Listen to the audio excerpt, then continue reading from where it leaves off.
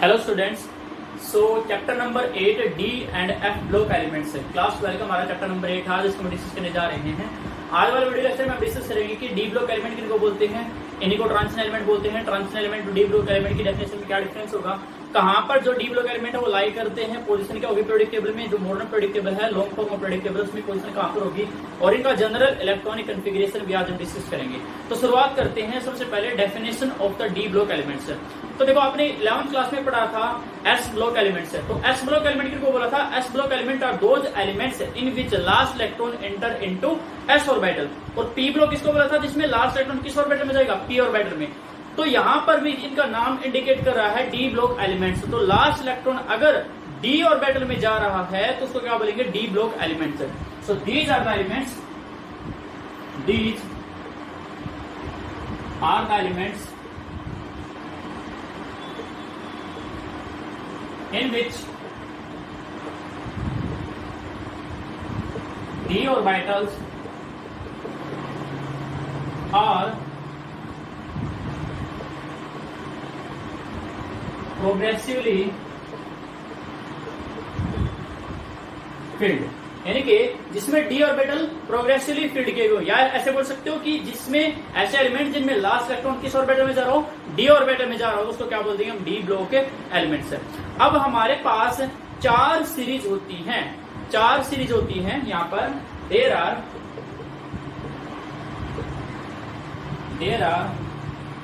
4 series of d block elements, of d block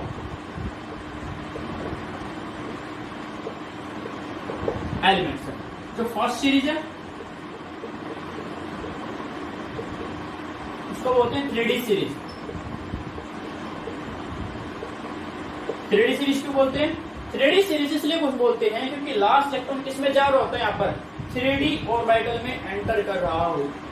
ठीक है, ठीक है। तो यहाँ पर क्या है, सेकंड सीरीज क्या हो जाएगी हमारी, सेकंड सीरीज हमारी 4D सीरीज कहलाती है। तो यहां पे क्या था, last electron enter into 3D orbital. ठीक है, और यहां पे क्या हो जाएगा, last electron enter into 4D orbital. यहां पे किसमें चला जाएगा, 4D ऑर्बिटल में चला जाएगा। थर्ड जो सीरीज है उसको बोलते हैं 5D सीरीज। 5D क्यों बोलते हैं, लास्ट इलेक्ट्रॉन कहां पर एंटर करेगा, 5D ऑर्बिटल में एंटर करता है। ठीक है, और जो आपकी फोर्थ सीरीज है, ठीक है, फोर्थ सीरीज वो क्या हमारी 60 सीरीज है। हालांकि 60 सीरीज क्या है, इनकम्प्लीट है, इलेक्ट्रॉन किसमें जाएगा, 6D ऑर्बिटल में जाएगा, इसलिए क्या बोलते हैं इसको, 60 सीरीज। ठीक है, ये तो होगी सीरीज। अगर मैं ग्रुप की बात करूं तो कौन से ग्रुप ऑक्युपाई करते हैं, ये ग्रुप 3 से लेकर ग्रुप 12 तक के जो एलिमेंट हो क्या कहलाते हैं, डी ब्लॉक एलिमेंट्स कहलाते हैं। तो यहाँ पर आप ग्रुप भी लिख सकते हो, ग्रुप में क्या आएगा, group they occupy group 3 to 12, 3 से लेकर 12 तक के जो ग्रुप एलिमेंट हमारे वो क्या कहलाते हैं, डी ब्लॉक एलिमेंट। ठीक है, अब मॉडर्न पीरियोडिक टेबल में इनकी पोजीशन क्या होगी, मॉडर्न पीरियोडिक टेबल आपने देखी होगी। मॉडर्न पीरियोडिक के लेफ्ट टेबल में लेफ्ट हैंड साइड में तो क्या है, आपके लेफ्ट हैंड साइड में एस ब्लॉक एलिमेंट प्रेजेंट है। दो ग्रुप है वहां पर, ग्रुप 1 एंड ग्रुप 2। ग्रुप 1 को क्या बोलते हैं, एल्कली मेटल, और ग्रुप 2 को क्या बोलते हैं, एल्कलाइन अर्थ मेटल। तो वो एस ब्लॉक एलिमेंट हमारा। अगर आप राइट हैंड साइड में देखोगे तो ग्रुप 13 से लेकर ग्रुप 18 तक, ग्रुप 13 से ग्रुप 18 तक वो हमारे कौन से पी ब्लॉक एलिमेंट हैं। अब between the s block element and p block element we have the d block elements. Group 3 से लेकर ग्रुप 12 तक, ग्रुप 3 से लेकर ग्रुप 12 तक हमारी क्या कहलाते हैं, डी ब्लॉक एलिमेंट्स। अब यहाँ पर 4 सीरीज है, जैसे मैंने बताया था 3D, 4D, 5D and 6D series है। एफ ब्लॉक एलिमेंट कहां पर है, एफ ब्लॉक एलिमेंट जैसे हम 5D सीरीज में करते हैं, 4F ऑर्बिटल हमारे फिलअप होने लग जाते हैं। तो वहां पर क्या है, जैसे आपकी कौन सी सीरीज है, अभी मैं बताऊंगा आपकी कौन सी सीरीज है, थर्ड सीरीज हमारी जो 5D सीरीज है, इसमें जो पहला एलिमेंट है वो हमारा लेंथेनम, पहला एलिमेंट है लेंथेनम। अब लेंथेनम में एक्चुअली 5D ऑर्बिटल पहले बढ़ जाता है 4F ऑर्बिटल से, ये थोड़ा सा एक्सेप्शन है, इसलिए ये डी में काउंट किया गया है। अब लेंथेनम के बाद जितने भी एलिमेंट हैं, लेंथेनम के बाद लेंथेनम का एटॉमिक नंबर है 57, ठीक है। 57 को छोड़कर 58 से लेकर 71 तक जितने भी एलिमेंट हैं वो क्या है हमारे, वो किसमें कॉन्स्टिट्यूट क्या करते हैं, 4f सीरीज यानी कि f ब्लॉक एलिमेंट्स है। ऐसे ही यहाँ पर है 6d सीरीज का फर्स्ट एलिमेंट हमारा कौन है, एक्टिनियम। उसका जेड कितना है, इनका एटॉमिक नंबर कितना, 89। तो 89 यानी कि 89 से ऑनवर्ड्स जो एलिमेंट है हमारे वो क्या कहलाते हैं आपके 5f यानी कि f ब्लॉक एलिमेंट, जिनको बोलते हैं एक्टिनोइड एलिमेंट्स है। तो दो सीरीज है वहां पर, 4f series and 5f series, जिसमें लास्ट इलेक्ट्रॉन किस में एंटर करता है, f ब्लॉक में, यानी कि सॉरी f ऑर्बिटल में एंटर करता है, तो उसको क्या बोल देते हैं, f block element. 4f series को बोलते हैं लेंथेनोइड्स, और क्यों बोलते हैं लेंथेनोइड, क्योंकि वो लेंथेनोइड के बाद में आने वाले हैं। और जो आपकी 5f सीरीज है उसको बोलते हैं एक्टिनोइड, क्यों, क्योंकि वो किसके बाद में आते हैं, एक्टिनम जो हमारा कौन है, फर्स्ट इसका मेंबर है, ठीक है। तो ये हुआ हमारा पोजीशन से, पोजीशन कहां पर है, ये इन बिटवीन द प्रेजेंट है किसके, एस ब्लॉक एलिमेंट और पी ब्लॉक एलिमेंट के। सीरीज कितनी है, 4 है, 3d 4d 5d 6d। 6d series incomplete है, ग्रुप कहां है, ग्रुप 3 से लेकर ग्रुप 12 तक प्रेजेंट होते हैं, ठीक है। अब देखो S block elements most electropositive element होते हैं, मोस्ट मेटालिक एलिमेंट है वो। S block element most electropositive होते हैं, और जो पी ब्लॉक एलिमेंट है वो मोस्ट इलेक्ट्रोनेगेटिव एलिमेंट होते हैं। So from most electropositive to most electronegative, ऐसे बोल सकते हैं most electropositive to least electropositive change हुआ है ना, तो उनके बीच में कौन प्रेजेंट है, डी ब्लॉक एलिमेंट प्रेजेंट है। पहले इनको ट्रांजिशन एलिमेंट बोलते थे, स्टिल अब भी बोलते हैं। पहले ट्रांजिशन एलिमेंट का जो डेफिनेशन था, क्राइटेरिया था, वो ये रखा गया था कि ये चेंज है एक तरह से from most electropositive to least electropositive, तो ट्रांजिशन का मतलब होता है चेंज। बट आईपीएससी ने जो ट्रांजिशन एलिमेंट है उनकी डेफिनेशन दी थी, उसमें कहा था कि ट्रांजिशन एलिमेंट वो होते हैं जिसमें इनकम्प्लीट डी ऑर्बिटल होते हैं, वो हम डिस्कस करेंगे। तो यहाँ पर एक बार देख लो कौन से देखो, ग्रुप 3 लिख देता हूँ मैं यहाँ पर, एक मिनट, ये वाले ग्रुप लिख रहा हूँ यहाँ पर,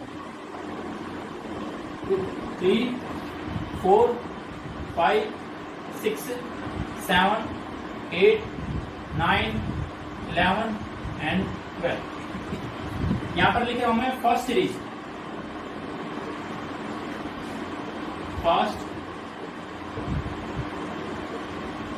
तो फर्स्ट सीरीज में कौन है, scandium, titanium, vanadium, chromium, manganese, iron, cobalt, nickel, ठीक है। एक छूट गया यहाँ पर, 10 आएगा निकिल, और यहाँ पर 11 में क्या आएगा, कॉपर, ठीक है, और 12 का क्या आएगा, जिंक, ठीक है। Scandium, titanium, vanadium, chromium, manganese, iron, cobalt, nickel, copper and zinc. अगर देखिए एटॉमिक नंबर की बात करूं मैं, एटॉमिक नंबर तो स्कैंडियम का 21, इधर 22, 23, 24, 25, 26, 27, 28, 29 एंड हमारे क्या हो जाएगा 30, ठीक है। तो स्कैंडियम, टाइटेनियम, वेनेडियम, क्रोमियम आप कैसे चलते जाएंगे, ठीक है ना। अब इनका अगर हम इलेक्ट्रॉनिक कॉन्फ़िगरेशन लिखें, क्या लिखें, इलेक्ट्रॉनिक कॉन्फ़िगरेशन से, ठीक है। इलेक्ट्रॉनिक कॉन्फ़िगरेशन कैसे लिखेंगे,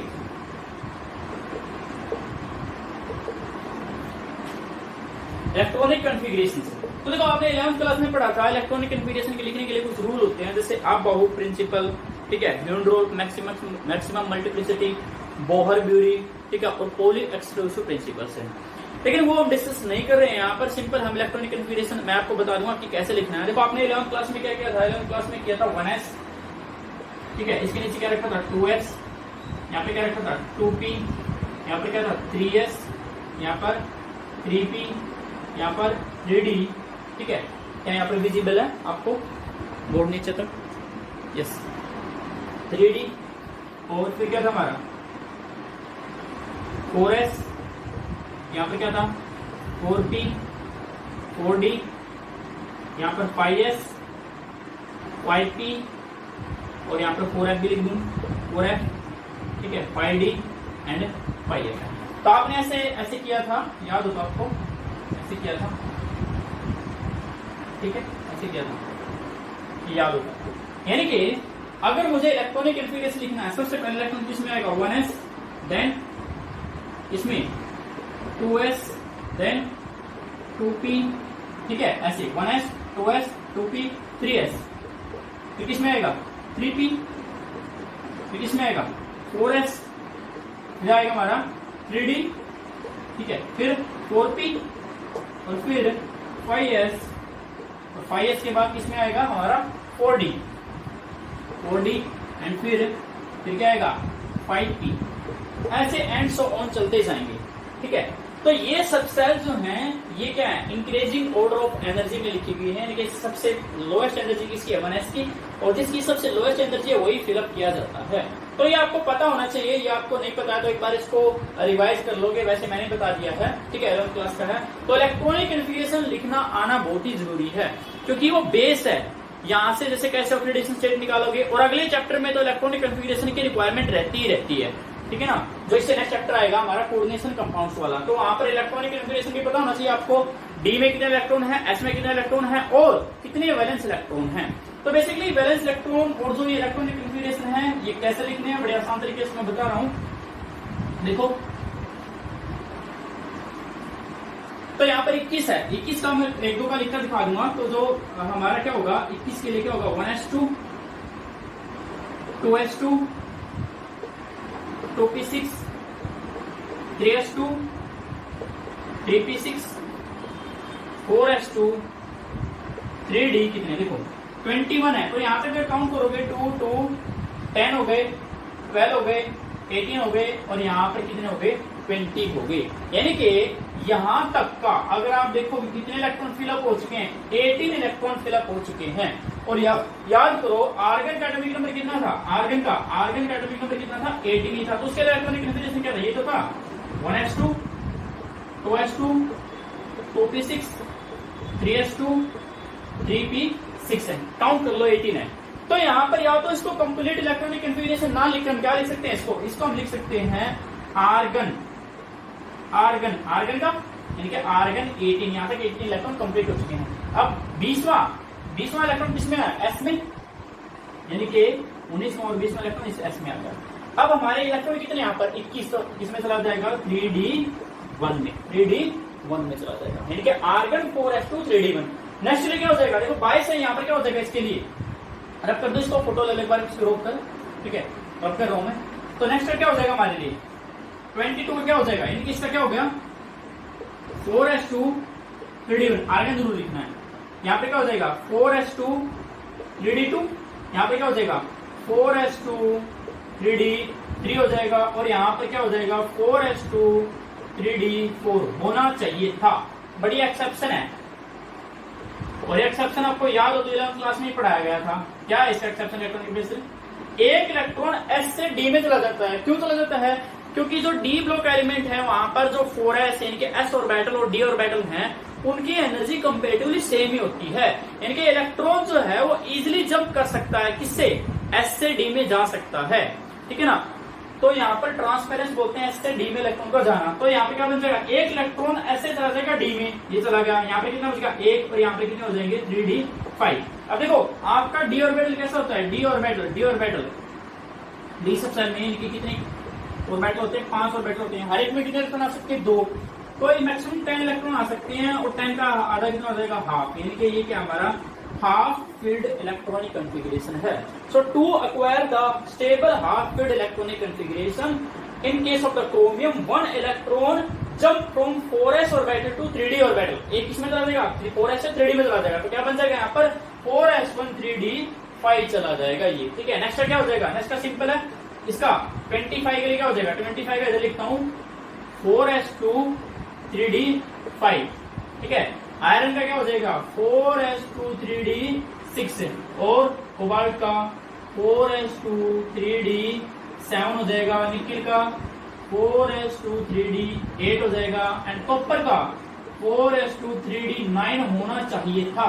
बट ये भी क्या है एक्सेप्शन, 9th क्लास इसमें 11th क्लास में पढ़ा था, इसमें भी क्या है, जैसे यहाँ पर stable half field electronic configuration acquire करने के लिए एक इलेक्ट्रॉन जंप कर गया था, किसमें से एस ऑर्बिटल से डी ऑर्बिटल में चला गया था, ऐसे ही यहाँ पर भी एक इलेक्ट्रॉन जंप कर जाएगा 4s से किसमें डी में, क्यों, to obtain the stable fully filled electronic configuration. तो यहाँ पर क्या बन जाएगा, ये एक्चुअल वाला इलेक्ट्रॉनिक कन्फिग्रेशन क्या हो जाएगा 4s1 3d10 हो जाएगा, 4s1 3d10, और लास्ट में क्या बच जाएगा 4s2 3D 10 बच जाएगा। ठीक है, तो एक जिंक और कंप्लीट अगर लिखकर दिखाऊं मैं 30, जिंक का एटॉमिक नंबर कितना होता है 30, तो 1s2 2s2 2p6 3s2 3p6 4s2 यानी कितना हो जाएगा 3d10। काउंट करो यहाँ तक कितने इलेक्ट्रॉन हो गए 18 इलेक्ट्रॉन। तो बार बार इतना बड़ा इलेक्ट्रॉन कन्फिगरेशन थोड़े ना लिखेंगे हम, इसकी जगह क्या लिख देंगे हम, सिंपल क्या लिख देंगे आर्गन 18। क्या लिख देंगे आर्गन 18। अब 18 यहाँ हो गए 19वां 20वां 4s में और 10 किस में चले गए 3d में, तो कितना हो गए 30 हो गए। तो ये था हमारा इलेक्ट्रॉनिक कन्फिगरेशन। अब यहाँ से एक जनरल इलेक्ट्रॉनिक कन्फिगरेशन निकाल सकते हैं। जनरल इलेक्ट्रॉनिक कन्फिगरेशन क्या, पूरी डी ब्लॉक के लिए क्या n-1 d 1 से लेकर 10 एंड ns 1 से लेकर 2। पहले n क्या है, principal quantum number. Principal quantum number की मैक्सिमम वैल्यू कितनी है 4 है। कितनी है 4 है। ठीक है, और n-1 4 -1 कितना होगा 3d। तो देखो 3d। ठीक है, तो अब यहाँ पर एक और चीज और बता देता हूँ, उसको जल्दी से उतार लो। Scandium, titanium, vanadium, chromium, manganese, iron, cobalt, nickel, copper and zinc. इनमें से क्रोमियम का एक्सेप्शनल इलेक्ट्रॉनिक कॉन्फ़िगरेशन है और कॉपर का एक्सेप्शनल इलेक्ट्रॉनिक कॉन्फ़िगरेशन है। ठीक है, अब एक चीज और देखो, पहले इसके बारे में बाद में बताऊंगा, थोड़ा सा एक चीज बताई मैंने इसके। अगर आप ध्यान से देखोगे तो यहाँ पर वैलेंस सेल किसको बोलते हैं, वैलेंस सेल, जिसमें लास्ट इलेक्ट्रॉन एंटर किया है। बट यहाँ पर energy difference between the n-1d and ns जो सबसेल है, हमारी एनर्जी डिफरेंस क्या है, बहुत ही कम है। तो दोनों को ही वैलेंस सेल की तरह कंसीडर करते हैं, n-1d को भी और ns को भी। ठीक है, तो जब भी हमें वैलेंस इलेक्ट्रॉन बताने होते हैं तो हम दोनों के इलेक्ट्रॉन काउंट करके बताते हैं। अब देखो यहाँ पर वैलेंस इलेक्ट्रॉन कितने हैं स्कैंडियम के, तो 2 तो किसमें s में और एक किसमें हमारा d में, तो 3 वैलेंस इलेक्ट्रॉन है।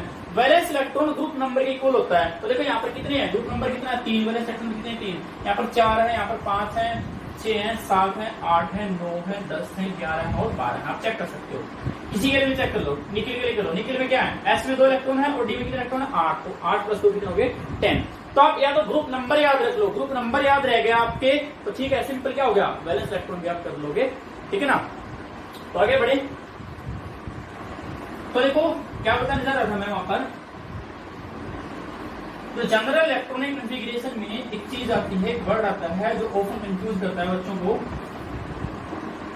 क्या है वो, हाँ, जनरल इलेक्ट्रॉनिक कॉन्फ़िगरेशन क्या लिखा था, n-1d 1 to 10 और ns 1 to 2।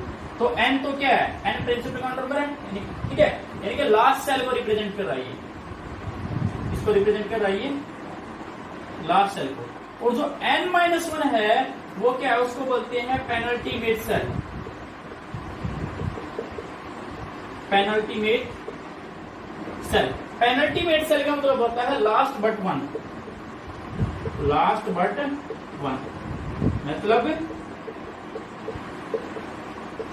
Second last shell. ठीक है, तो n last shell, n-1 penultimate shell या फिर लास्ट बट वन या फिर सेकंड लास्ट सेल बोल सकते हैं इसको। ठीक है, अब देखो ये जनरल में क्या लिखा है, डी में कितने इलेक्ट्रॉन आ सकते हैं, मैक्सिमम 10 इलेक्ट्रॉन आ सकते हैं। तो स्कैंडियम में 1 था, टाइटेनियम में 2, वेनेडियम में 3, ऐसे करते जाओगे। और जिंक में कितने थे हमारे 10। तो इसलिए क्या लिखा, डी 1 से लेकर 10 कुछ भी हो सकता है वो नंबर। एस में कितने इलेक्ट्रॉन है, एस में मोस्टली में कितने इलेक्ट्रॉन देखे थे आपने, 2 इलेक्ट्रॉन देखे थे, एक्सेप्ट क्रोमियम को छोड़कर। क्रोमियम में कितना था, क्रोमियम में 4s1 था। ठीक है, और 3d5 था। और कॉपर क्या था 4s1 3d कितना था 10 था। तो यहाँ पर 4s1 यानी कि 1 इलेक्ट्रॉन, इसलिए 1 लिखा और क्या लिखा है 2 लिखा है। तो ये जनरल इलेक्ट्रॉनिक कॉन्फ़िगरेशन है। ठीक है, ये तो हमारी हुई 3d सीरीज। अगर 4d सीरीज की बात करूं मैं, 4d सीरीज में कौन से एलिमेंट हैं, 4d सीरीज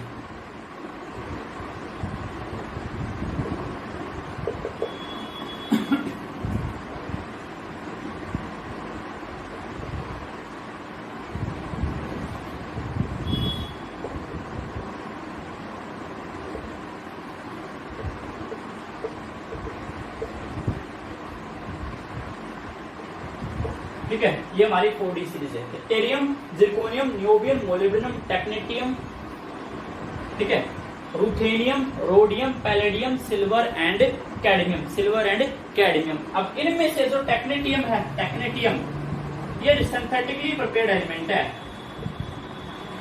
सिंथेटिकली प्रिपेयर्ड, यानी कि मैन मेड है, ये मैन मेड एलिमेंट है, प्लस रेडियो एक्टिव भी है, रेडियो एक्टिव भी है और सिंथेटिकली प्रिपेयर्ड है। ठीक है, अब ये क्या है, पहले नाम बता रहे हैं, yttrium, zirconium, niobium, molybdenum, technetium, ruthenium, rhodium, palladium, silver and cadmium. ठीक है, अब इनमें जो एटॉमिक नंबर है वो क्या है, देखो एटॉमिक नंबर स्कैंडियम का कितना था, स्कैंडियम का एटॉमिक नंबर था 21, उसमें 18 जोड़ दो तो कितना हो जाएगा 39। तो यहाँ पे क्या है 39, 40, 41, 42, 43, 44, ठीक है, 45, 46, 47 एंड 48, यानी कि Z 39 से लेकर Z इज इक्वल टू 48 तक हमारा क्या है 4D सीरीज, और ग्रुप नंबर वही रहेगा 3 से लेकर 12। ठीक है, अगर इलेक्ट्रॉनिक कॉन्फ़िगरेशन की बात करूं, इलेक्ट्रॉनिक कॉन्फ़िगरेशन की, तो याद करो आर्गन के नीचे कौन प्रेजेंट है, आर्गन के नीचे आपने देखा था हीलियम, नियोन, आर्गन, क्रिप्टॉन। ठीक है, हीलियम का नंबर कितना था 2, नियोन का कितना था 10, इसका कितना था 18 और इसका कितना था 36 था। तो 36 तक यानी कि नोबल गैस इलेक्ट्रॉनिक कॉन्फ़िगरेशन होगा हमारा क्रिप्टॉन का। ठीक है ना, अब इसके बाद देखो 36 तक यहाँ लिखते, जैसे हमने क्या लिखा था, ऐसे लिखा था ना 3D के लिए, आर्गन, स्कैंडियम का क्या लिखा था, आर्गन 18 हो गए, फिर 20 हो गए और फिर क्या था 21 हो गए। तो यहाँ पे भी ऐसे लिखूंगा मैं, देखो 36 यहाँ तक हो गई क्रिप्टॉन, यानी कि 36 यहाँ तक हो गई। अब 4s तो इसमें था, अब ये सीरीज कौन सी है, सीरीज कौन सी है हमारी, यानी कि प्रिंसिपल क्वांटम नंबर की वैल्यू कितनी होगी 5 हो जाएगी। ठीक है ना, तो 5s, यहाँ पर 4s था, यहाँ पर कितना हो जाएगा 5s 2, तो 36, 37, 38 है, और जो लास्ट वाला इलेक्ट्रॉन है किसमें जाएगा 4D1 में जाएगा। ऐसे हम इसका इलेक्ट्रॉनिक कॉन्फ़िगरेशन लिख सकते हैं। या सिंपल आप क्या करोगे, देखो आपको बताया गया था 3D 4s2 3D1 था, ठीक है, इसमें दोनों में एक ऐड कर दो तो क्या बन जाएगा 5s2 4D1 बन जाएगा। ठीक है, तो इससे नीचे वाले सीरीज के लिखेंगे 5D सीरीज के लिए, तो क्या हो जाएगा पर 5D और बेटर रह जाएगा, और यहाँ पे क्या हो जाएगा 6s2 हो जाएगा। ये इसका ऐसे कर सकते हो। ठीक है, तो यहाँ पे कितने इलेक्ट्रॉन है, 2 इलेक्ट्रॉन है, यहाँ पे कितने इलेक्ट्रॉन है 1, इसमें क्या हो जाएगा 5s2 4D कितने बन जाएंगे 2 इलेक्ट्रॉन बन जाएंगे। ठीक है, अब यहां से लेकर ये अब यहां से लेकर बहुत सारे एक्सेप्शन हैं। एक्चुअली यहाँ पर जो s ऑर्बिटल है इसमें मोस्टली में एक ही इलेक्ट्रॉन रहता है, एक ही इलेक्ट्रॉन रहता है। इनफैक्ट पैलेडियम में तो एक भी इलेक्ट्रॉन नहीं है, पैलेडियम में तो 4s0, ठीक है 4s0 कितना हो जाएगा हमारा, देखो यहां से देखो, अगर हम ऐसे चलते 4s0, ठीक है, सॉरी 5s0,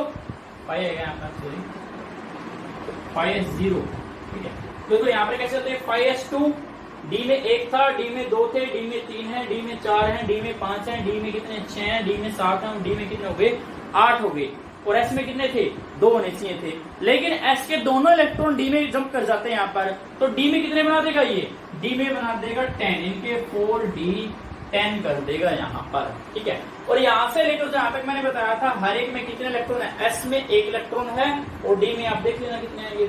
ठीक है, और लास्ट में सिल्वर वाले केस में भी, सिल्वर वाला भी कॉपर की तरह ही है, एक्सेप्शनल इलेक्ट्रॉनिक कॉन्फ़िगरेशन है। कॉपर क्या था, कॉपर का था 3d10 लिखने के लिए 1 इलेक्ट्रॉन ऐसे चला गया था, तो 4s1 3d था, 4s1 3d10 था कॉपर का। ऐसे ही सिल्वर में भी क्या है, सिल्वर में भी 1 इलेक्ट्रॉन जंप कर जाता है, तो क्या बन जाता है 5s1 4d10 बन जाएगा। और लास्ट में जो कैडमियम है, कैडमियम का जिंक किधर हो जाएगा, जिंक का क्या था, जिंक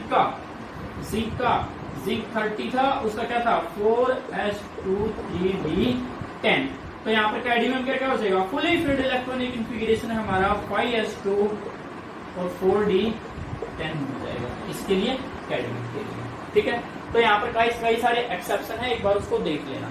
तो उससे कोई ज्यादा फर्क नहीं पड़ता। नंबर ऑफ वैलेंस इलेक्ट्रॉन से हमें ज्यादातर डील करना होता है, और नंबर ऑफ वैलेंस इलेक्ट्रॉन जो रहते हैं वो कितने रहते हैं, ग्रुप नंबर के इक्वल ही रहते हैं। जैसे यहाँ पर कितने वैलेंस इलेक्ट्रॉन है, 3, आप देख सकते हो 3 है, ठीक है। यहाँ पर कितने वैलेंस इलेक्ट्रॉन है, 12, तो देख लो यहाँ पर कितने हैं, 12 है। पैलेडियम में वैलेंस इलेक्ट्रॉन कितने हैं, 10 है, तो कितने हैं, वो भी 10 ही प्रेजेंट है आपके, ठीक है। तो ये था हमारा 4D सीरीज। अब बात करते हैं 5D सीरीज की। 5D सीरीज,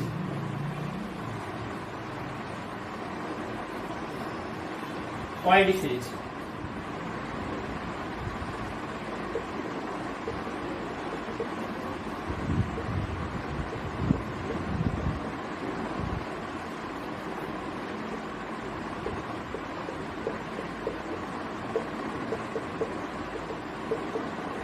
ये हमारी 5D सीरीज है।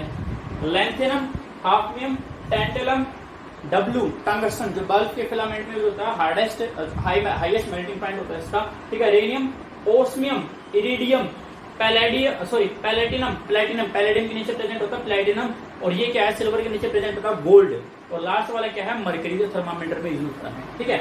तो आप देख रहे हो, तो एटॉमिक नंबर क्या है, एटॉमिक नंबर जो लैंथेनम का है, लैंथेनम का कितना होता है, 57, ठीक है। उसके बाद इसका 58 नहीं होता है, यहाँ पे कितने से होता है, 72 से, 73, 74, 75, 6, 7, 8, 9 एंड 80, ठीक है। तो जो जेड 58 से लेकर 71 तक है, वो कहां चलेगी, वो चलेगी 4F में। इसको क्या बोलते हैं, लैंथेनोइड्स, क्या बोलते हैं इसको, लैंथेनोइड्स, ठीक है। इनफैक्ट जो लैंथेनम है, लैंथेनम में भी क्या है, लैंथेनम में अगर मैं बात करूं इलेक्ट्रॉनिक कॉन्फ़िगरेशन की, तो जो देखो यहाँ पर कौन सी सीरीज बनने लग जाती है, कौन सा ऑर्बिटल बनने लग जाता है, 5D ऑर्बिटल बनने लग जाता है। अब यहाँ पर 2 ऑर्बिटल की एनर्जी कंपेयर करनी पड़ती है, 5D की और 4F की। अगर आप एनर्जी कंपेयर करो, एनर्जी कंपेयर कैसे करते हैं, n+l रूल से, n+l रूल के बहुत बड़ी रूल। n क्या प्रिंसिपल क्वांटम नंबर, l क्या हमारा एजिमुथल क्वांटम नंबर। तो प्रिंसिपल क्वांटम नंबर इसका कितना है, 5, और जो l होता है d के लिए कितना होता है, d के लिए 2 होता है, तो 5 + 2 कितना हो गया, 7, और इसके लिए प्रिंसिपल क्वांटम नंबर कितना हो जाएगा, 4, और एजिमुथल क्वांटम नंबर होता है 3, यहाँ पर 7। तो दोनों n+l की वैल्यू क्या आ गई, सेम, और जब n+l की वैल्यू सेम आ जाए तो हमें किसको कंपेयर करना होता है, प्रिंसिपल क्वांटम नंबर को कंपेयर करना होता है। जिसका प्रिंसिपल क्वांटम नंबर कम होता है उसकी एनर्जी क्या होती है, कम होती है। तो यहाँ पर कम एनर्जी किसकी है, प्रिंसिपल क्वांटम नंबर कम किसका है, 4F का, तो यहाँ पर 4F की कम एनर्जी है और 5D की ज्यादा एनर्जी है। तो एक्चुअल में 4F पहले फिलअप होना चाहिए था, और होता भी है, बट यहाँ पर in case of lanthanum exception है। यहाँ पर instead of filling the 4F, एक इलेक्ट्रॉन किस में जाता है, 5D में चला जाता है, इसलिए वो किस में रखा गया, वो D ब्लॉक में रखा गया है, ठीक है। अब इसको क्या है, वहां पर में पढ़ते हैं। तो यहाँ पर इनकी इलेक्ट्रॉनिक कॉन्फ़िगरेशन की बात करूं तो वही हो जाएगा जो किस जैसा था, जैसे हमने क्या लिखा था, बोलो क्या लिखा था, अरे वही लिखा था ना, जैसे 3D के लिए क्या था, 3D 4s2 3D1, ये क्या लिखा था, फिर हमने लिखा था 5s2 4d1। अब यहाँ पर क्या हो जाएगा, 6s2 5d1 and so on, ऐसे चलते रहेंगे। अगर नंबर ऑफ वैलेंस इलेक्ट्रॉन की बात करूं तो किसी को होता है, ग्रुप नंबर के इनके 3, 4, 5, 6, 7, 8, 9, 10, 11 एंड 12। तो प्लेटिनम में आपसे कोई नंबर ऑफ वैलेंस इलेक्ट्रॉन पूछे तो क्या बता दोगे, प्लेटिनम में वैलेंस इलेक्ट्रॉन कितने, हमारे 10 वैलेंस इलेक्ट्रॉन प्रेजेंट होते हैं। अब वैलेंस इलेक्ट्रॉन का पता होना ही होना चाहिए, ठीक है। चलो आगे बढ़ते हैं।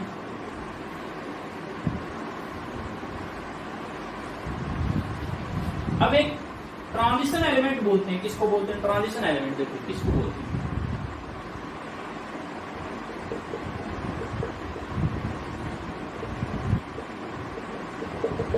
सिक्सटी सीरीज मैंने क्यों नहीं बताई, 60 सीरीज स्टिल इनकम्प्लीट है। 60 सीरीज जो होती है हमारी, 60 सीरीज वो किसके सी से शुरू होती है, एक्टिनियम से शुरू होती है, ठीक है। अब उसमें भी जैसे लैंथेनोइड्स प्रेजेंट थे, वहां पर कुछ एलिमेंट्स कैसे प्रेजेंट होते हैं, एक्टिनोइड्स बोलते हैं, जो एक्टिनियम के आपके बाद में आते हैं। इनके इसका एटॉमिक नंबर कितना 89 है, तो 89 से लेकर ऑनवर्ड्स, ठीक है, वो क्या होते हैं आपके एक्टिनोइड्स कहलाते हैं, ठीक है। और यहाँ पर इतने ही एलिमेंट होते हैं जितने अदर सीरीज में होते हैं, बट इसको इनकम्प्लीट बोलते हैं। यहाँ पर कुछ जो एलिमेंट हैं वो स्टिल कैसे हैं, प्लेस्ड, यानी कि रखने बाकी हैं यहाँ पर, ठीक है। ट्रांजिशन एलिमेंट क्या बोलते हैं, IUPAC definition of transition elements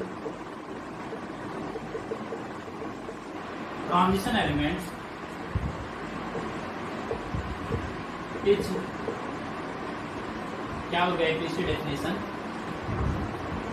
the elements which have incomplete d orbital either in its ground state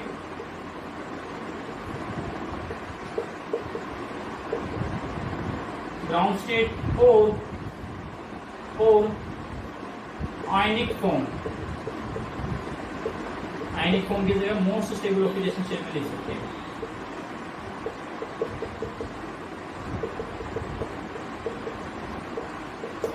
ठीक है, क्या डेफिनेशन होगी, क्या मायने हुए डेफिनेशन का, कि ऐसे एलिमेंट जिसमें इनकम्प्लीट फील्ड डी ऑर्बिटल हो, पार्टली फील्ड डी ऑर्बिटल हो, कंप्लीट ना भरा हो। अब देखो डी ऑर्बिटल में मैक्सिमम 10 इलेक्ट्रॉन आ सकते हैं, तो 10 ना होकर नंबर कुछ भी हो, D1 से D9 तक अगर एलिमेंट प्रेजेंट है उसको क्या बोलते हैं, ट्रांजिशन एलिमेंट। यानी कि इलेक्ट्रॉनिक कन्फिगरेशन जो है, इलेक्ट्रॉनिक कन्फिगरेशन क्या होना चाहिए, D1 से लेकर D9 तक, बस D10 ना हो। ये IPSC की डेफिनेशन कहती है, ठीक है। अगर D10 है तो उसको ट्रांजिशन एलिमेंट कंसीडर नहीं करेंगे हम, ठीक है। अब देखो हमने क्या लिखा था, scandium, titanium, vanadium, chromium, manganese, iron, cobalt, nickel, ठीक है, कॉपर, जिंक। और यहाँ पे क्या था, ठीक है, यहाँ पर था और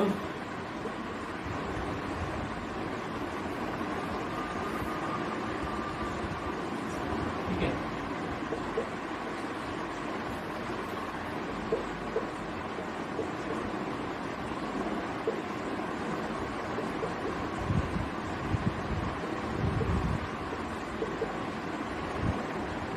कॉपर, AgAu,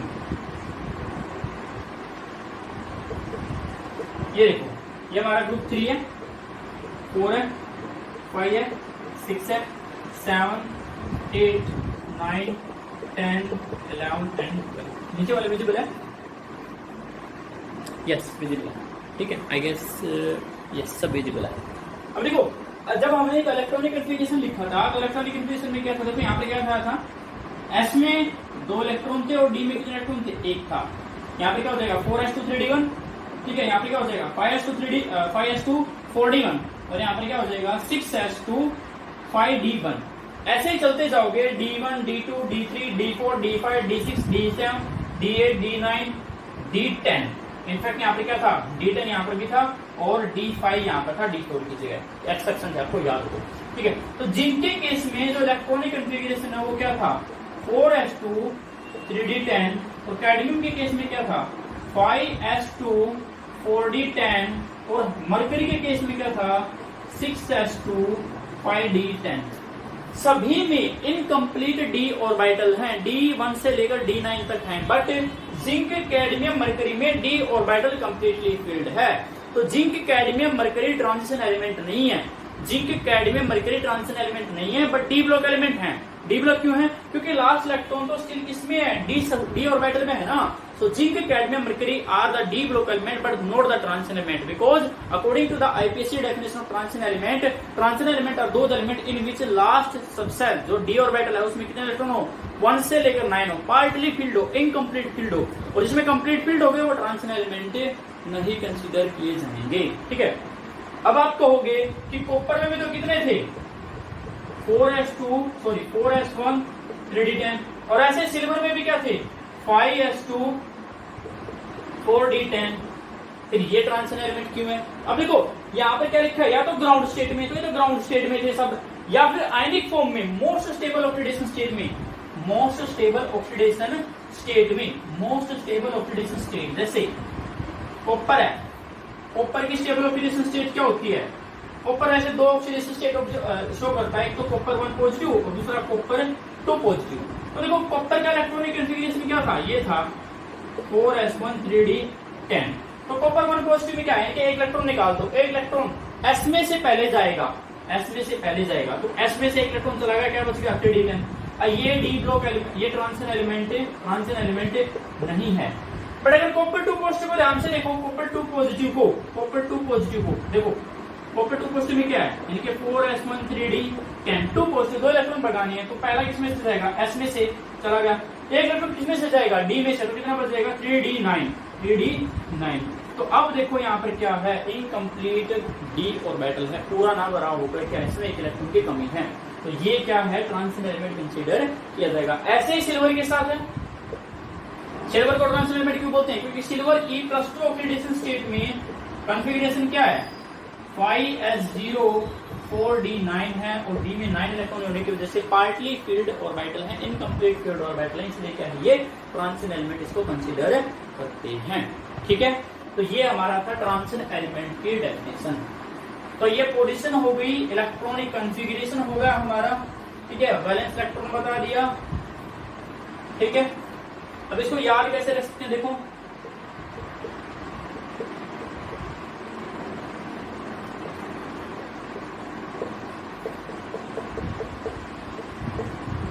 इसको कैसे याद रख सकते हैं, इसको याद रख सकते हैं याद, शक्ति विकर्मण फीकोनी कूजन, 4-5 बार बोल लगे दिन में खाने के साथ तो हो जाएगा, शक्ति विकर्मण फीकोनी कूजन, शक्ति विकर्मण फीकोनी कूजन, शक्ति विकर्मण फीकोनी कूजन। ठीक है, और दूसरी है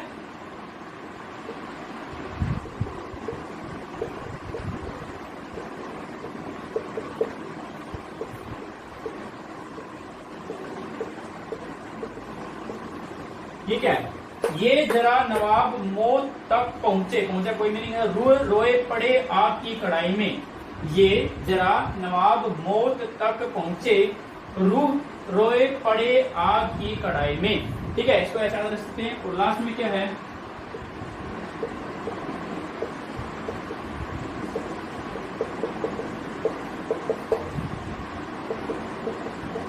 ठीक है, ला हफ्ता वारे ओस इर पट आवहग, ला हफ्ता वारे ओस इर पट आवहग। ठीक है, तो ये इसको हम ऐसे याद करते हैं। अब आपने देखा होगा जो आपके एस ब्लॉक एलिमेंट है और पी ब्लॉक एलिमेंट है उनको ग्रुप वाइज पढ़ते हैं, क्योंकि वहां पर ग्रुप वाइज ज्यादा सिमिलरिटी होती है। पर जो डी ब्लॉक एलिमेंट है वहां पर ग्रुप वाइज ना पढ़ के हम अलोंग द सीरीज पढ़ते हैं, क्योंकि यहाँ पर अलोंग द सीरीज ज्यादा सिमिलरिटी ऑब्जर्व होती है, ज्यादा सिमिलरिटी देखने को मिलती है। ठीक है, इसको वैसे ग्रुप वाइज भी आ सकते हैं। सेकेंड ईयर लाएंगे, ठीक है, टी जरा हाथ, वो नवाब था, क्रोमा वा, मन तक रहे, फिर रूठा ऑस्कर। ठीक है, कौन रहेगा आयरलैंड, नहीं पढ़ोगे पिटोगे, क्या आगे आऊं, जिंक कनाडा होगा, इसको ऐसे भी याद रख सकते हो। ठीक है, तो ग्रुप 3 से लेकर ग्रुप 12 तक तो नंबर ऑफ वैलेंस इलेक्ट्रॉन ये सब आप याद कर लोगे इसको। ठीक है, अब इसमें से क्या है, डी ब्लॉक एलिमेंट को पढ़ना इंपॉर्टेंट क्यों है, क्योंकि बहुत सारे प्रीशियस मेटल यानी कि जो हमारी सिविलाइजेशन है, ह्यूमन सिविलाइजेशन एंशिएंट टाइम से ही और मॉडर्न सिविलाइजेशन भी बहुत सारी मेटल पर ही डिपेंडेंट है। ठीक है, पुराने टाइम से हम बहुत सारे मेटल यूज करते आ रहे हैं। देखो आपने देखा होगा जनरली पुराने टाइम पे क्या यूज करते थे, कॉपर यूज करते थे, सिल्वर यूज करते थे और गोल्ड यूज करते थे। जो पॉइंट्स होते इनफैक्ट किस चीज के होते थे, सिल्वर और किसके होते थे, आपके गोल्ड के होते थे। इसके अलावा जो आयरन है, आयरन के बहुत सारे मशीनरी पार्ट्स हो गए या एंशिएंट टाइम से ही इसको हम यूज करते आ रहे हैं।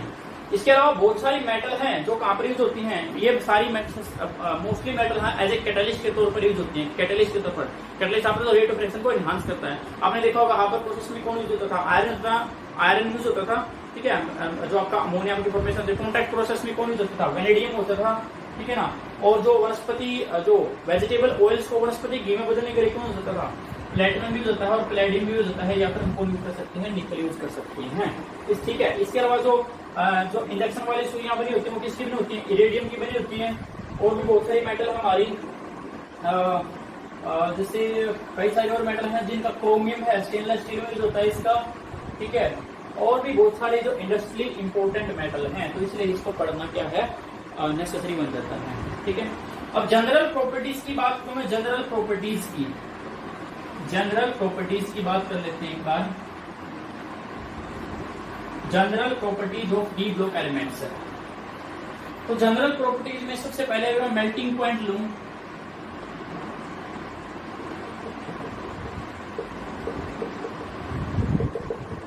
मेल्टिंग पॉइंट क्या होता है, वो टेम्परेचर जिस पर कोई सॉलिड इसमें चला जाए, लिक्विड स्टेट में चला जाए एट एटमॉस्फेरिक टेक्सचर, ठीक है। अगर मेल्टिंग पॉइंट के लिए ग्राफ में प्लॉट करूं, ये इधर है मेल्टिंग पॉइंट, ठीक है, और ये इधर है एटॉमिक नंबर, ठीक है। तो जैसे जैसे एटॉमिक नंबर बढ़ेगा वैसे वैसे मेल्टिंग पॉइंट क्या होता जाएगा, इंक्रीज होता जाएगा। ये ऐसा मिड तक होता है, मिड तक, यानी कि जैसे जैसे एटॉमिक नंबर बढ़ जाएगा, ये बढ़ गया बढ़ गया बढ़ गया। जैसे हमारा क्या है, titanium, vanadium, chromium, but manganese के लिए एकदम से क्या हो जाएगा, नीचे आ जाएगा। मैग्नीज के लिए क्या हो जाएगा, नीचे आ जाएगा, फिर से बढ़ना शुरू हो जाएगा, फिर से बढ़ना शुरू हो जाएगा, फिर लास्ट में क्या हो जाएगा, लास्ट में फिर से घटना शुरू हो जाएगा, ठीक है। ये क्या था, वेनेडियम, टाइटेनियम, वेनेडियम, क्रोमियम, ठीक है, मैग्नीज, आयरन, ठीक है, यहाँ पर तो cobalt, nickel, copper and zinc, ठीक है। तो ये आपका क्या है, कर्व है मेल्टिंग पॉइंट के लिए।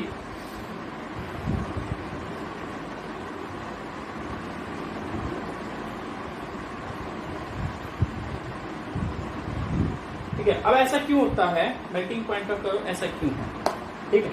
तो देखो मेल्टिंग पॉइंट किस पर डिपेंड करता है, मेल्टिंग पॉइंट डिपेंड करता है किसी भी चीज का, वहां जो भी उसके कॉन्स्टिट्यूएंट पार्टिकल हैं। जैसे यहाँ पर क्या है, मेटल है, मेटल में क्या है, मेटल के एटम है, तो एटम एटम के बीच में किस तरह की बॉन्डिंग होगी, यानी कि मेल्टिंग पॉइंट डिपेंड करता है इंटर एटॉमिक मेटालिक बॉन्ड पर, इंटर एटॉमिक मेटालिक बॉन्ड पर, इंटर एटॉमिक मेटालिक बॉन्ड पर। जितना ज्यादा strong inter atomic metallic bond होगा उतना ही ज्यादा क्या होगा, मेल्टिंग पॉइंट होगा, ठीक है। अब इंटर एटॉमिक मेटालिक बॉन्ड किस चीज पर डिपेंड करता है, ये डिपेंड करता है नंबर ऑफ अनपेयर्ड इलेक्ट्रॉन पर, नंबर ऑफ अनपेयर्ड इलेक्ट्रॉन पर, नंबर ऑफ अनपेयर्ड इलेक्ट्रॉन्स। अब अनपेयर्ड इलेक्ट्रॉन्स क्या होते हैं, जैसे मैं बताता हूँ, क्रोमियम बताता हूँ। क्रोमियम के लिए, क्रोमियम का एटॉमिक नंबर कितना था, 24, और इसका इलेक्ट्रॉनिक कन्फिगरेशन कितना था, 4s13d5, ठीक है। यानी कि s ऑर्बिटल में कितने इलेक्ट्रॉन है, 1 इलेक्ट्रॉन है, तो d ऑर्बिटल में कितने इलेक्ट्रॉन है, 5 इलेक्ट्रॉन, ठीक है। और मैं आयरन की बात करूं, आयरन 26 की, तो इसका जो इलेक्ट्रॉनिक कन्फिगरेशन होगा वो क्या होगा, 4s2 एंड 3d6,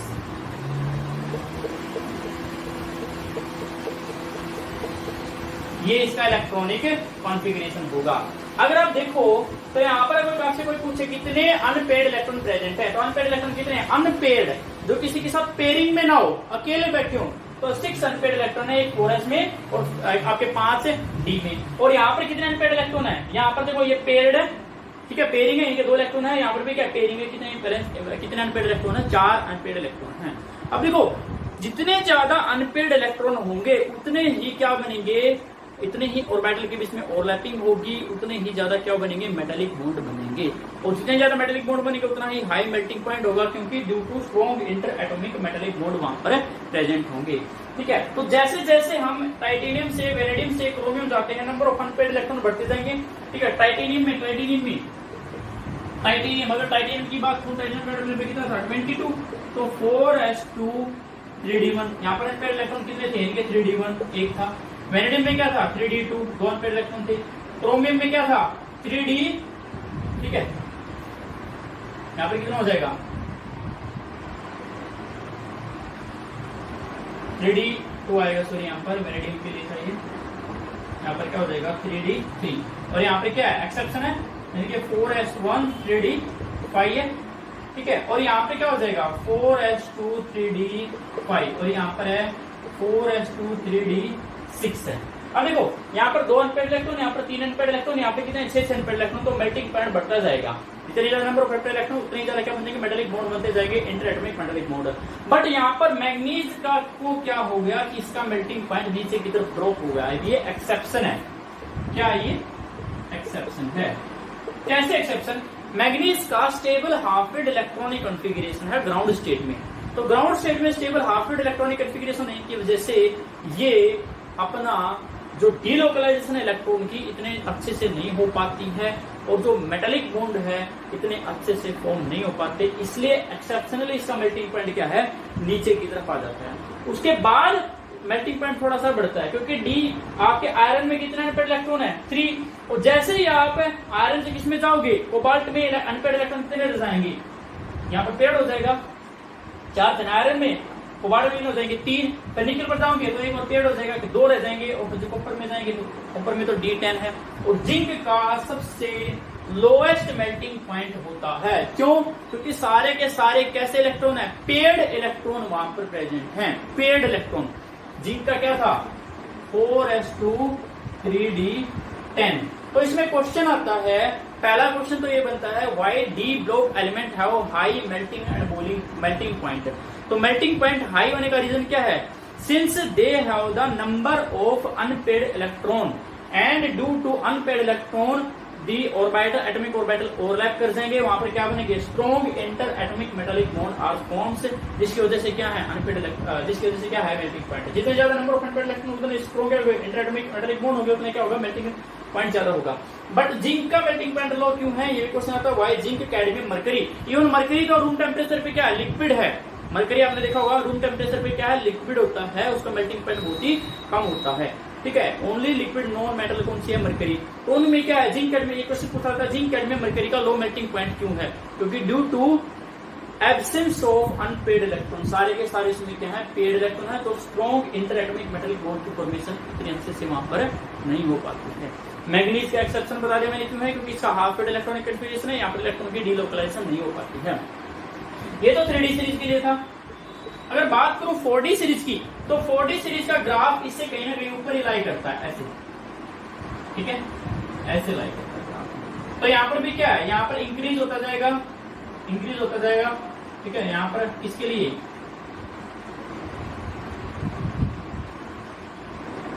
यहाँ पर जो पीक है किसके लिए टेक्नेटियम के लिए नीचे की तरफ, और यहाँ पर क्या है मोलिब्डेनम के ऊपर के लिए, ये किसके लिए 4D सीरीज के लिए। अगर 5D की बात करूं तो 5D सीरीज का ग्राफ कुछ ऐसे करके आ जाएगा नीचे की तरफ, ठीक है बढ़ेगा, फिर लास्ट तक धड़ाम से नीचे आता जाएगा आपका, ठीक है।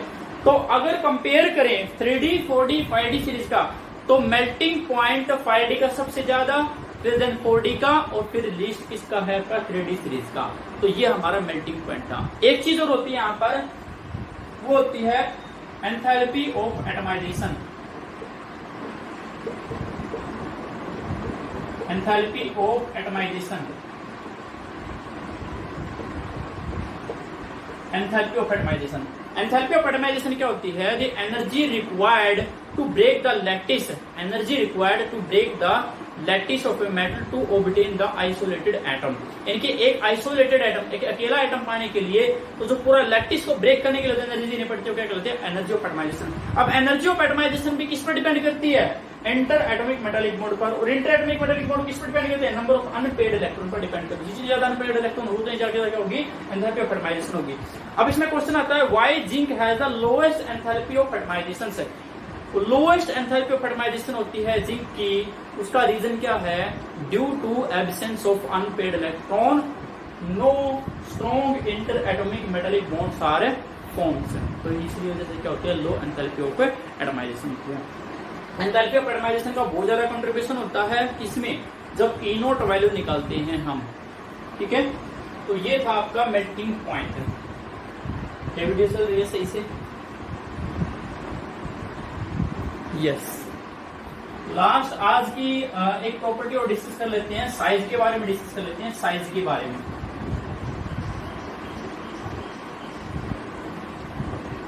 साइज यानी कि atomic and ionic radii, atomic and ionic radii. Size का आपको पता है, साइज का क्या होता है, वैलेंस सेल से जो आपका जो न्यूक्लियस है, न्यूक्लियस से लेकर जो वैलेंस सेल तक के डिस्टेंस है वो क्या कहलाती है, एटॉमिक रेडियाई कहलाती है। ठीक है, और आपने पढ़ा होगा अलोंग द सीरीज क्या होती है, एटॉमिक रेडियाई डिक्रीज होती है। बट यहाँ पर थोड़ा सा केस उल्टा है, डिक्रीज तो होती है, एक तो डिक्रीज बहुत ही स्मॉल है, डिक्रीज तो होती है एज जनरल जो डिक्रीज होती है क्योंकि न्यूक्लियर चार्ज बढ़ता जाता है। बट यहाँ पर क्या है, एक्सेप्शन है। क्या एक्सेप्शन है, एक तो डिक्रीज तो होती है बट बहुत ही कम डिक्रीज होती है, थोड़ी सी डिक्रीज होती है एटॉमिक रेडियाई यानी कि साइज, प्लस सीरीज के मिड में जाते जाते साइज बिल्कुल कांस्टेंट बन जाता है और लास्ट में थोड़ा सा स्लाइटली क्या हो जाता है, इंक्रीज हो जाता है। अगर 3D सीरीज की बात करूं तो सबसे बड़ा साइज किसका, स्कैंडियम का, सबसे बड़ा साइज किसका है, स्कैंडियम का। फिर स्कैंडियम के बाद थोड़ा सा साइज क्या होता जाएगा, डिक्रीज होता जाएगा। अगर इसका ग्राफ प्लॉट करूं मैं, अगर ग्राफ प्लॉट करें तो इधर है एटॉमिक नंबर बढ़ रहा है और इधर क्या है, साइज। ठीक है, तो मान लो यहाँ पे ये स्कैंडियम का साइज है, यहाँ पे कहीं लाई करते हैं तो धीरे धीरे साइज क्या होता जाएगा, डिक्रीज होता जाएगा, डिक्रीज होता जाएगा, डिक्रीज होता जाएगा और सीरीज के मिड तक क्या बन जाएगा, कांस्टेंट बन जाएगा, कांस्टेंट बन जाएगा और लास्ट में स्लाइटली सा क्या हो जाएगा, इंक्रीज दिखाता है। ठीक है, ये स्कैंडियम का है। और यहाँ पर जो आपकी कौन है, manganese, iron, cobalt, nickel. Iron के लिए अबाउट 126 होती है पिकोमीटर और कोबाल्ट के लिए कितना होता है, 125 और निकिल के लिए क्या होता है, 125। यानी कि यहाँ पर क्या हो जाता है, साइज कांस्टेंट हो जाता है। पहले क्या हुआ, पहले डिक्रीज हुआ, एटॉमिक नंबर बढ़ने के साथ पहले डिक्रीज हुआ। ठीक है, क्यों डिक्रीज हुआ, फिर क्या बन जाएगा, कांस्टेंट बन जाएगा मिड में और लास्ट में स्लाइटली सा क्या होता है,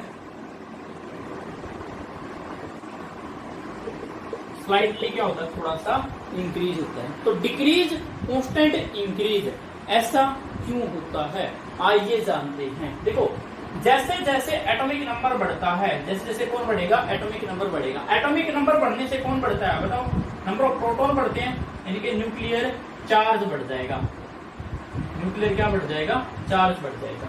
अब जैसे न्यूक्लियर चार्ज बढ़ेगा तो ऑब्वियसली इलेक्ट्रॉन को अपनी तरफ क्या करेगा, अट्रैक्ट करेगा, इलेक्ट्रॉन क्या करेगा, अपनी तरफ अट्रैक्ट करेगा। अब इलेक्ट्रॉन किस में एंटर हो रहा है, डी ऑर्बिटल में, जैसे 3D स्कैंडियम, टाइटेनियम, वेनेडियम। तो यहाँ पे क्या था, 4s2 3d1, 4s2 3d2, ठीक है ना, और यहाँ पे क्या है, 4s2 3d3 and so on. D में इलेक्ट्रॉन आ रहा है। अब देखो दो तीन चीजें होती हैं यहाँ पर, क्या, पहला डी में जैसे इलेक्ट्रॉन आता है, अब जैसे जैसे डी में इलेक्ट्रॉन आते जाते हैं, डी वाले इलेक्ट्रॉन को इस एस वाले को क्या करना चाहिए, एस वाले को शिल्ड करना चाहिए। क्या करना चाहिए, शिल्ड करना चाहिए। ऐसे हम बोल देते हैं कि orbital, so electron in same orbital, electron in same orbital shield each other. Each other क्या, जो बाहर वाला इलेक्ट्रॉन है उसको शिल्ड करते हैं अंदर वाले इलेक्ट्रॉन से।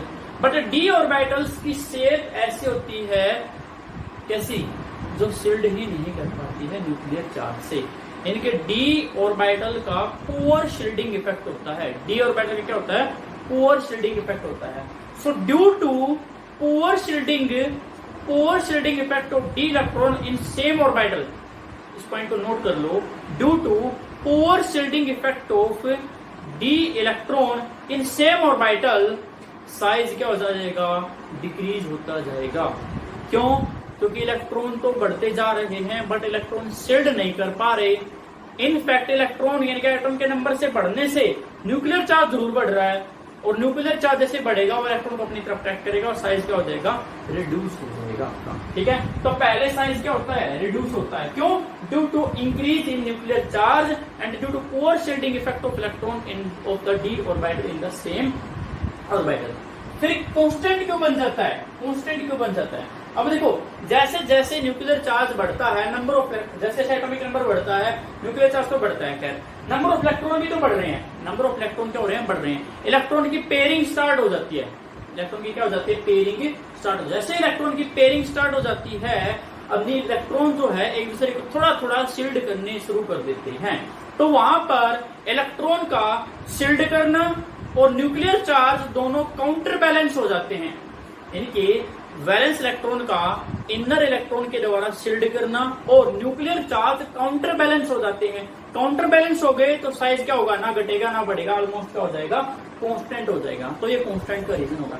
लास्ट में स्लाइटली सा साइज क्या होता है, इंक्रीज होता है। ऐसा क्यों है, क्योंकि लास्ट तक आप देखते हो जैसे कॉपर में क्या है 3d10, निकिल में क्या है 3d8 और जिंक में क्या है 3d10। इलेक्ट्रॉन की पेयरिंग यानी कि एक्सेसिव बहुत ज्यादा, ऑलमोस्ट सारे के सारे इलेक्ट्रॉन क्या हो जाते हैं, पेयरिंग, यानी कि due to pairing of electron electron क्या हो जाएगी, रिपल्सन हो जाएगी। हम कह सकते हैं कि वो और अच्छे से शील्ड कर सकती हैं, ठीक है। तब वहां पर शील्डिंग इफेक्ट या फिर इलेक्ट्रॉन रिपल्सन प्रीडोमिनेट कर जाती है कि इस पर न्यूक्लियर चार्ज, प्रीडोमिनेट का मतलब है भारी पड़ जाती है वो, तो साइज थोड़ा सा क्या होता है, स्लाइटली इंक्रीज हो जाता है। तो ये आपका रीजन रहा, ठीक है। तो ये इसका रीजन है, आप इसको एक बार नोट कर लोगे, ठीक है। अब डाउन द ग्रुप साइज के साथ क्या होगा, obviously down the group size बढ़ेगा, यानी कि 3D से 4D एंड देन 5D। तो 5D का साइज सबसे बड़ा, 3D का सबसे क्या हो जाएगा, छोटा हो जाएगा। तो यहाँ पर इसकी ऐसी, ये हमारा क्या हो गया 3D सीरीज, ये हमारी क्या होगी 4D सीरीज, और ये हमारी क्या है 5D सीरीज। अब एक और इम्पोर्टेंट पॉइंट है यहाँ पर। इम्पोर्टेंट पॉइंट क्या है, 3D और 4D सीरीज के एलिमेंट्स के बीच में साइज का डिफरेंस काफी कंसिडरेबल है, काफी ज्यादा है। लेकिन अगर आप देखोगे 4D और 5D की जो मैंने ये लाइन बनाई है, ये क्या बनाई है, बिल्कुल पास बनाई है। ऐसा क्यों, क्योंकि 4D और 5D सीरीज के एलिमेंट्स का साइज ऑलमोस्ट सेम होता है, ऑलमोस्ट सेम होता है। मैं नहीं कह रहा कि बिल्कुल इक्वल है, बट ऑलमोस्ट क्या होता है, सेम होता है। ऐसा क्यों, वहां पर भी एक चीज आती है lanthanoid contraction, very important, lanthanoid contraction. पहले तो इसकी डेफिनेशन लिख लो, लेंथेनॉइड कॉन्ट्रैक्शन को समझते हैं। लेंथेनॉइड कॉन्ट्रैक्शन क्या है, regular decrease in size, regular decrease in size as atomic number increases, regular decrease in atomic size as atomic number increases is known as a lanthanoid contraction. अब ये होती क्यों है, देखो बात करते हैं 4D और 5D की। 4D और 5D, 5D में आते ही 4f सबसे आ जाती है, 4f ऑर्बिटल आ जाती है, ठीक है। अब मैंने थोड़ी देर पहले बताया था n+l वैल्यू, n+l रूल लगाकर मैंने बताया था कि 5D की एनर्जी ज्यादा होती है, 4f की एनर्जी क्या होती है, कम होती है। तो पहले कौन सा भरा जाता है, कम एनर्जी वाला, यानी कि 4f की फिलिंग हो जाती है बिफोर 5D। तो 4f में इलेक्ट्रॉन जैसे जैसे आने लग जाते हैं, 4f ऑर्बिटल का सबसे घटिया शील्डिंग इफेक्ट है, सबसे पुअर स्क्रीनिंग इफेक्ट है, पुअर स्क्रीनिंग इफेक्ट है। अब ये न्यूक्लियर चार्ज है, ये कौन प्रेजेंट है, ये 4f प्रेजेंट है, ये कौन है 5D है, ये कौन है 6s है। अब वैलेंस इलेक्ट्रॉन को न्यूक्लियर चार्ज से बचाना है, तो कौन बचाएगा, अंदर वाले इलेक्ट्रॉन ही बचाएंगे ना, तो ये वाली बचाएगी, ये वाली क्या करेगी, प्रोटेक्ट करेगी। पर 4f की शेप की वजह से इसका क्या है, पुअर शील्डिंग इफेक्ट, बिल्कुल घटिया शील्डिंग इफेक्ट है, स्क्रीनिंग इफेक्ट है। तो यार इससे बचा ही नहीं पाती, तो क्या होना पड़ता है, 6s वाले इलेक्ट्रॉन को न्यूक्लियर चार्ज की तरफ क्या होना पड़ता है, अट्रैक्ट होना पड़ता है, और इसकी वजह से साइज क्या हो जाता है, डिक्रीज होता है। और डिक्रीज तो होता ही है, बट डिक्रीज भी क्या होता है, एक्सेप्शनली डिक्रीज होता है, कुछ ज्यादा ही डिक्रीज होता है, रेगुलर वे में डिक्रीज नहीं होता, ठीक है। तो क्या लिखूंगा, due to poor shielding effect of 4f subshell, due to poor shielding effect of 4f subcell, it will not shield or screen the 6s electrons from the nuclear charge, hence thereby with increase in atomic number size क्या होता जाएगा, decrease होता जाएगा। और ये इतना decrease हो जाता है कि 4D और 5D सीरीज के एलिमेंट का साइज क्या है, ऑलमोस्ट क्या है, इक्वल हो जाता है। तो that is known as the lanthanoid contraction. इसके कई सारे कॉन्सिक्वेंसेस, पहला कॉन्सिक्वेंस क्या है, 4D और 5D सीरीज के जो एलिमेंट्स हैं वो ऑलमोस्ट क्या है, सेम साइज के हैं, उनकी प्रॉपर्टीज भी, फिजिकल प्रॉपर्टीज और केमिकल प्रॉपर्टीज भी क्या है, सेम बन जाती है, जिनको सेपरेट करने में डिफिकल्टी आती है। अब जैसे मैं बात करूं यहां पर,